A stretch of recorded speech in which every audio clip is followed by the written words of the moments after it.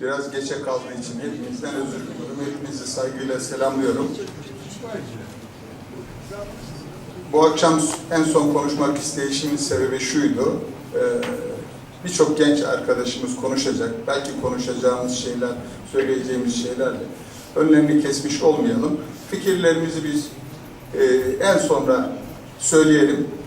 Bir takım yanlışlar, bir takım hoşa gitmeyen şeyler olmuşsa onları da bir büyük olaraktan kapatalım hiç olmazsa. Tavsiyelerimizi iletelim dedim. Öyle düşündüm.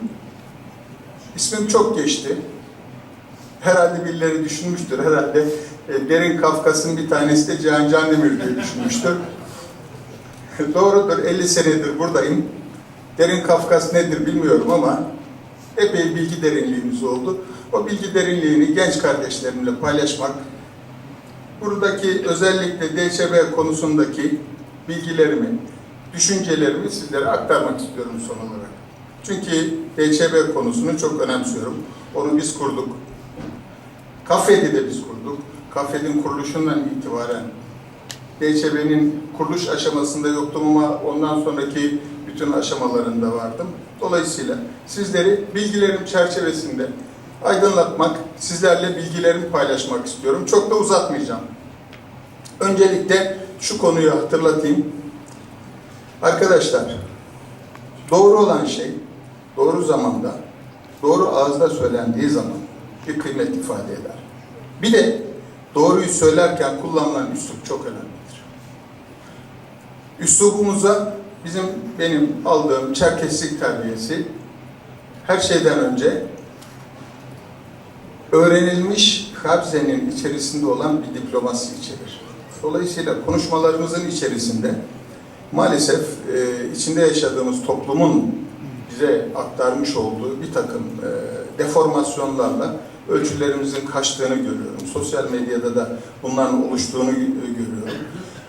Birbirimizin gözüne bakaraktan söyleyemeyeceğimiz şeylerin, sözlerin, sözcüklerin sarf edildiğini görüyorum. Bunlar bize yakışmıyor. Laf, üslubu doğru olduğu müddetçe ağırdır, yerine gider. Aksi takdirde doğru olanlar bile tepkiyle karşılanır. Onun için üsluba dikkat etmek lazım. DÇB nedir? KAFED nedir?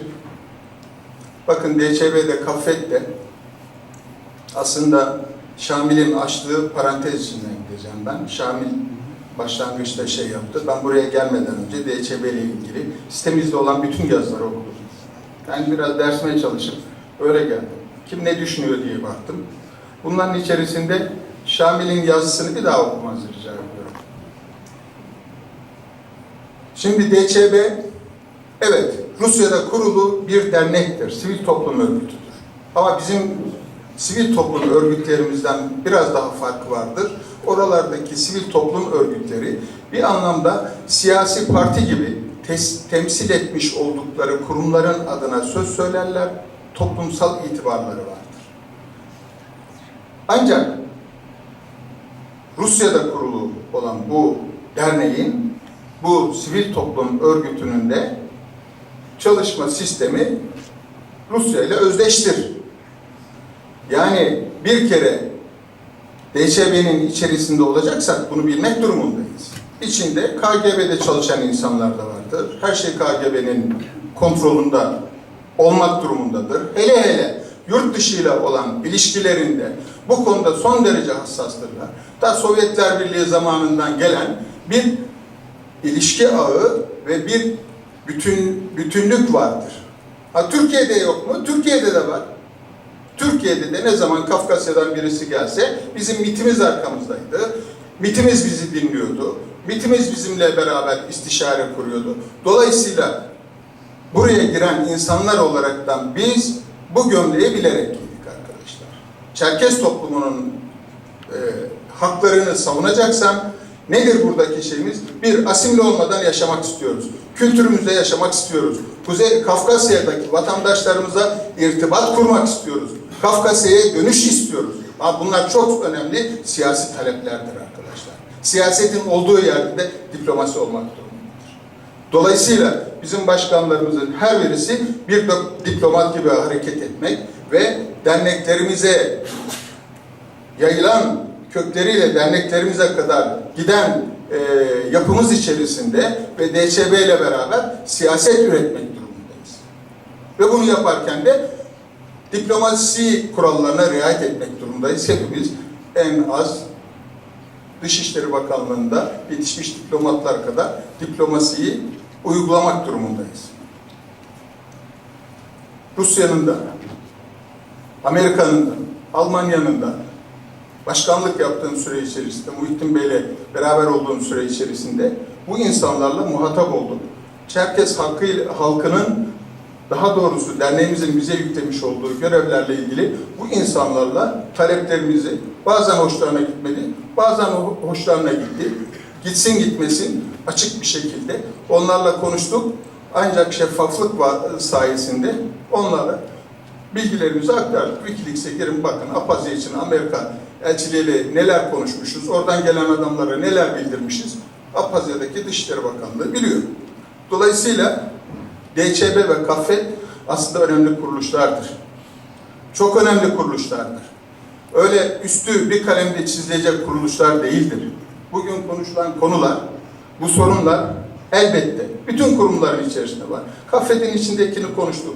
DÇB'nin içindekini konuştuk. Burada anlamamız gereken şey şu arkadaşlar.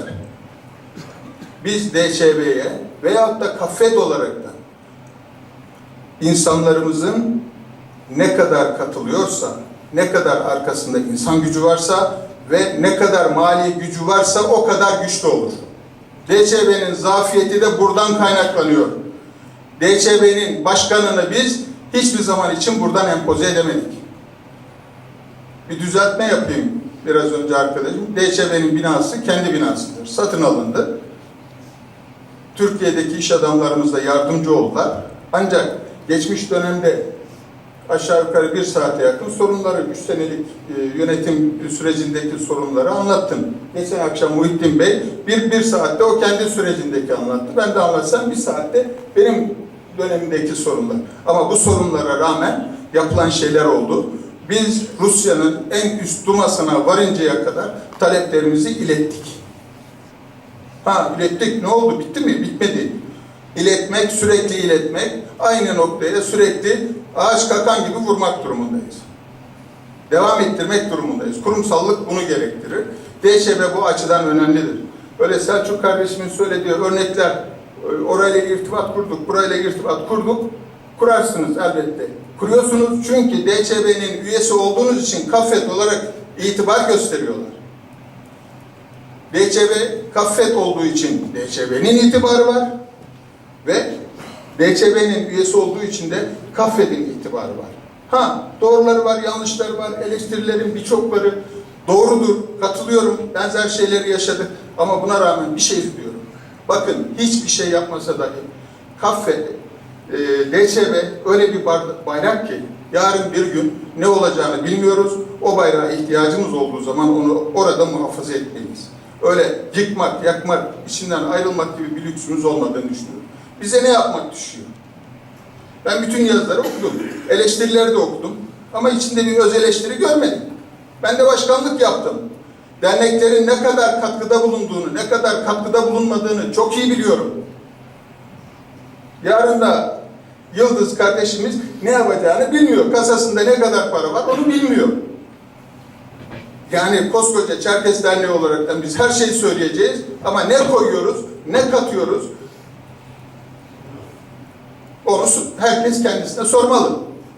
Evet, sinerji çok önemli beyler. Sinerji dediğiniz şey insanların emeğini, gücünü maddi manevi bir araya koydukları zaman 1+1'den 2 değil 3, 4, 5 elde etmesidir. Uyumsuz olursa, kavga ederse de 10+10'u koyarsam da 0 eder. Şimdi beyler bizim geleceğe akılcı yaklaşmamız lazım. Bakın zaman gidiyor. 20-25 sene önce kurduk. Benim derneklere girdiğimden itibaren tam 50 sene geçti. Ben derneklere başladığım zaman yeni doğmuş arkadaşlar var. Doğmamış arkadaşlar var. Bakın akılcı yaklaşım neyi gerektiriyor? Bir, bu gibi kurumlar yıkılarak düzeltilmez. Şamil çok güzel bir laf söyledi. İkinci atacağın adımı hesaplamadan kıpırdamayacaksın. Dünyanın hiçbir yerinde ben yerine daha iyisini kurmadan bir kurumun yıkıldığını görmedim.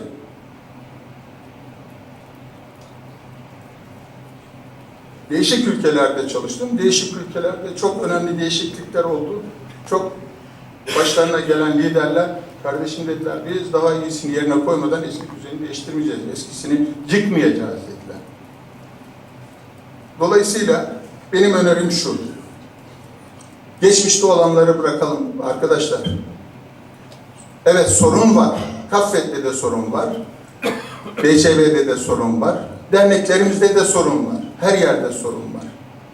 Akıl şunu gerektiriyor. Akıllı insanlar şunu yapıyor. Sorun olan yerde. Ne sorunumuz var? Oturuyorlar. Ortak akıldan beraber sorunlarını listeliyorlar yukarıdan aşağıya. Ondan sonra oturuyorlar. Bize 5 yıl sonra, 10 yıl sonra ne lazım? Dünya nereye gidiyor? Dünyanın gidişatı içerisinde bize neler lazım? Ondan sonra oturuyorlar. Bu sorunları çözüp 5 sene sonrasının, 10 sene sonrasının vizyonuyla harekete geçiyorlar. Beraberce çalışıyorlar. Oradaki hedefleri yakalamaya çalışıyorlar. Biz federasyon kurulurken aşağı yukarı 2 sene sürdü. Erol çok iyi hatırlar. Erol Taymaz ilkelerimizi koyduk. Buradaki arkadaşların dönüp de o ilkeler kısmını okuduğunu çoğunuzun zannetmiyorum. Lütfen bir okuyun. Belki o ilkeleri de değiştirmek gerekecek. Ama biz yönetimde bulunduğumuz süre içerisinde o ilkeler doğrultusunda Muhittin Bey de, ben de, benden sonraki kısa bir dönem yaptı. Vacit kardeşim de o ilkeler çerçevesinde yürütmeye çalıştık.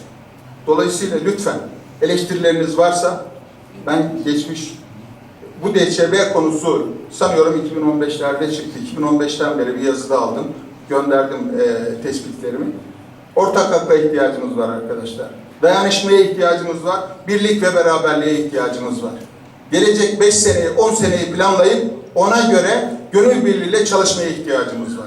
Yoksa 2 tane yolumuz var. Zor ve zahmetli bir yolu söyleyeyim. Zor zahmetli yol yeniden, yeni bir vizyon ile birlikte yola çıkmak, Kaffet'te şikayet edilen konuları giderecek yeni yapılanmalara, yeni düzenlemelere gitmek yahut da kolay yolu seçebilirsiniz. Çıkabilirsiniz. Hiçbir sakıncası yok. Ama çok net olaraktan söyleyeyim, 50 yıllık tecrübemle söyleyeyim, Kaffet'teki ve Kafkasya'daki bilgilerimle söyleyeyim, 5 sene sonra, en geç 5 sene sonra, hadi iyimserden 10 sene sonra Kaffet olmayacak arkadaşlar. Çok net olaraktan buradan iddia ediyorum. O günü görürüm görmem. Katiyen arzu etmiyorum.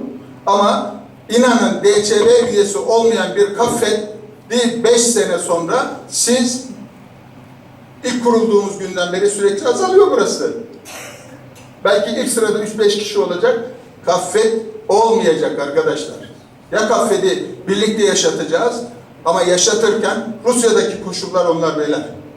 Anavatan orası, hemşerilerimiz orası, buradaki faaliyetlerimizi, dilimizi, kültürümüzü onlarla beraber olmadan yaşatamayız. Net olarak söylüyorum, 50 yıllık tecrübem bana bunu gösterdi. Yaşatamayız. Yaşatarız diyen arkadaş varsa çıksın buraya beni ikna etsin. Lütfen, lütfen. Gelecekle ilgili genç kardeşlerim sizlere sesleniyorum. Sizler farklısınız. Sizler bizden sonraki YZ kuşağısınız. Ama unutmayın, bizim kuşağımızda dünyanın en büyük değişimini yaşamış bir kuşaktır. Dünya kurulalı 1948'lerde doğan, 40'lı yıllarda doğan bizim yaşadığımız tecrübeyi, bizim yaşadığımız, gördüklerimizi dünyada hiçbir nesil görmedi. Biz en ilkel 4000 yıl önceki karasaban düzeninden, mum ışığından, ateşten bugünkü elektronik düzene varan dünyanın büyük sıçramasını yaşamış bir kuşak. Ve derneklerin en zor zamanlarını yaşamış insanlarız. Türkiye'nin 60'lı, 70'li yıllardaki ihtilal sonrası sıkıntılarını yaşamış insanlarız. Kafkasya'daki Sovyetler Birliği döneminde yaşamış insanlarız. Orası dağıldıktan sonraki oradaki değişime de şahit olmuş insanlarız.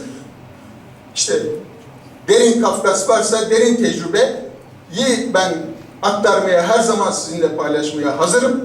Bunun çerçevesi içerisinde konuşuyorum burada. Lütfen yanlış yapmayın.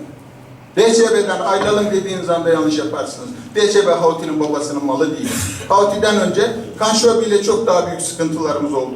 Kanşobi dediğimiz adam oradaki arkadaşlarımızı hapse attırdı. Nazım Sabancı 3 sene, 4 sene içeride yattı. Cihan Bey, parlayabilir miyim? Bitiriyorum. Dolayısıyla son sözüm, birinci zahmetli yolu hep beraber seçelim. Ben de şunu diyorum, kim gelirse gelsin, eski başkanları veyahut da bu tecrübelerimle, bu yaşımla arkasında bir nefer gibi çalışmak üzere amadeyim. Her türlü şekilde benden talep edilen görevleri küçük büyük görev demeden yapmaya amade olduğumu hepinizin huzurunda bir kere daha söylüyorum arkadaşlar. Hepinize teşekkür ederim. Çok teşekkür ederiz. Salonla ilgili taahhüt ettiğimiz süreyi 1,5 saat kadar aşmış olduğumuz için sürelere müdahale etmek durumunda kaldık. Ben katılan bütün herkese ve tüm katılımcılara teşekkür ediyorum. Yalnızca Sayın Yaşar Aslankaya'nın süresine müdahale etmedik. Bunu da divan olarak üstlendiğimiz görev gereği açıklamamız gerekiyor. Zira gün içerisinde yapılan konuşmalarda çokça cevap hakkı olmuştu. Şimdi kapanışı yapabiliriz. Evet, Filiz'in söylediği gibi çok zamanı açtık. Aslında hani burada oturmaktan ötürü kendimi ifade, yani kendi kişisel görüşlerimi ifade etmek noktasında söz alamadım. Yarın izin verirse eğer divan bu konuda ben de kendimi ifade edeceğim ama bu akşam bence çok değerli görüşler ortaya kondu, paylaşıldı. Kengeç dediğimiz kadim geleneğimizin de gereği budur. Zaman zaman sert tonlara ulaşılmış olabilir ama önemli olan nihayetinde bunu bu salondan çıkarken herkesin birbirini selamlayarak çıkabilmesidir. Bunu başarabilmek önemli bir erdem diye düşünüyorum. Ancak nihayetinde bu tartışmayı yarın da devam ettireceğiz. Yarın genel başkanımızı seçeceğiz. Bu itibarla 2 gününü buraya vakfederek gelen siz değerli Hazirun'a Kaffet adına ve buradaki divan adına teşekkürlerimi, en derin şükranlarımı sunuyorum. Hepinize iyi akşamlar diliyorum. Yarın görüşmek üzere.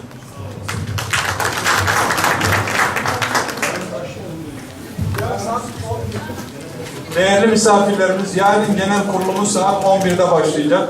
Lütfen saat 11'de burada bulunursanız genel kurulumuzu devam ettireceğiz. Cümleten hayırlı akşamlar.